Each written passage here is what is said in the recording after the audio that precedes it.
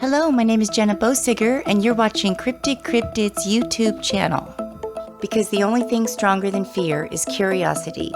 Please don't forget to subscribe, like, and hit the bell. I appreciate it. The return to the night investigation. So the very next day, I had to return with Timber. It was just Timber and I.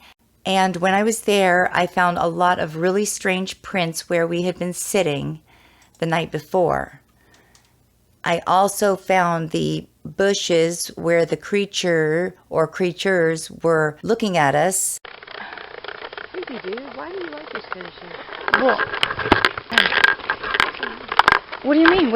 We need to make sure we didn't leave anything. We left in such a hurry that I had left my phone there, so I needed to go back and get it. I did find some poo right where we were sitting, and also these finger / paw / claw handprints where we were sitting. And I remember at first I thought that it must have been done by us, but looking back, first of all, I had my camera in my hand, and second, I wouldn't have been digging my hands in the sand and grabbing sand.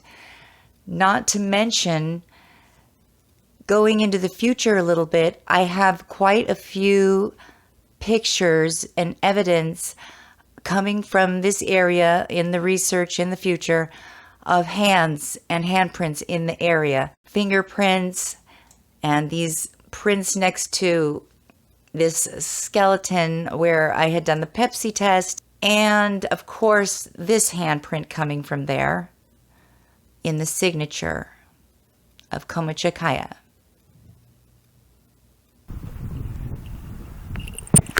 There's some strange scat right here, right next to where we were sitting last night. I went to get. It's weird. And we were sitting right here. And this is where the noises were coming from last night.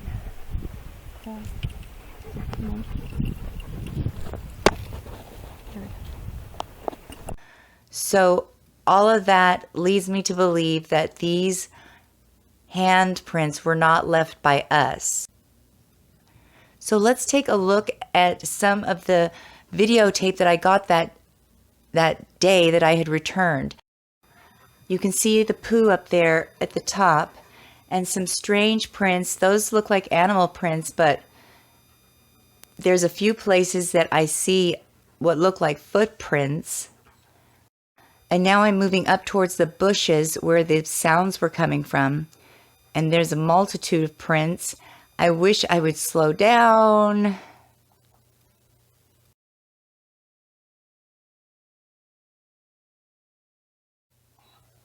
There's Timber.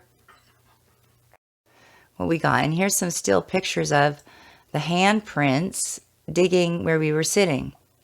And I know Timber used to dig so she could get a better smell of things. Now here's the track of prints, big prints, leading off into the distance. And I remember for every print, I could take exactly 2 steps. And that's what kept happening. 2 steps print, 2 steps print. And then I'm looking around, make sure. And then 2 steps print, 2 steps print, 2 steps print. And I kept following it for quite a ways. Who knows where it would have led to. It looks like the prints are coming towards me. But I followed it for quite a distance.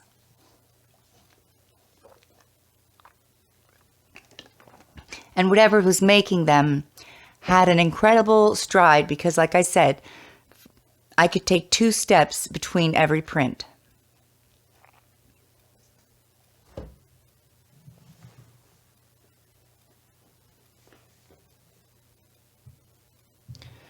It can be really hard to see. There's those same prints again. I think I start following them again.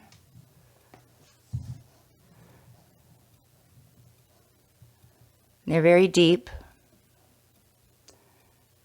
and spread quite far apart. Like I said, every print 2 steps in between.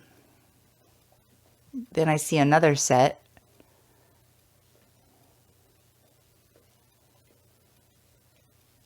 And of course, they're all single file and very deep.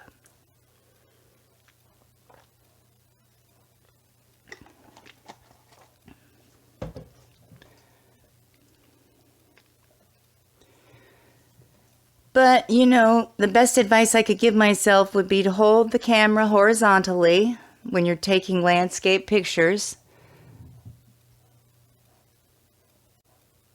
and to not swing the camera round and round.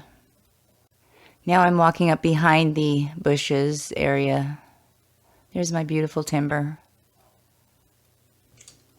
And look at this strange large 3-toed print. Nothing for scale. Sorry, I would never do that again.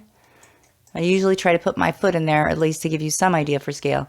All right, well, that was part 6 in the documentary. It's just kind of a small part of the research, but it was interesting going back the very next day and finding those kind of looking like handprints digging in the area where we were sitting, and poop. And then those large tracks going off into the distance, 2 steps between every print. All right, well, that's it for this episode. Thank you for watching. I really appreciate it. And don't forget to subscribe, like, and hit the bell if you